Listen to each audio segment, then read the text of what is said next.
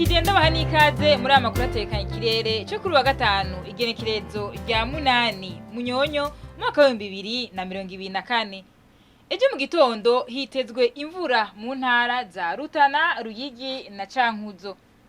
Mu ntara za Makamba, Bururi, Rumonge, Cibitoke, Muyinga na Kirundo hitezwe ikirere kirimwo izuba n'ibicu bike bike, na mu z'intara zisigaye z'igihugu hakaba hitezwe ikirere kirimwo ibicu vyinshi. Ahazoba hakanye gusumba handi ni mu ntara ya Gitega, abipimo bizoba biri kuri degrees Celsius 13.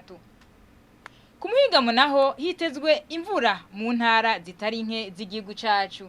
Mu ntara za Rutana na Ruyigi hitezwe ikirere kirimwo ibicu vyinshi, na mu ntara za Makamba, Bururi, Rumonge, Cibitoke na Muyinga hakaba hitezwe ikirere kirimwo izuba n'ibicu bike bike. Ahazoba hashushe gusumba handi ni mu ntara ya Cibitoke, abipimo bizoba biri kuri degrees Celsius 28. Ejo mu gitondo hitezwe yuko izuba rizoseruka igihe cy'isaha 11 zirenga iminota 37 rirenge igihe cy'isaha 11 zirenga iminota 55 z'umugoroba.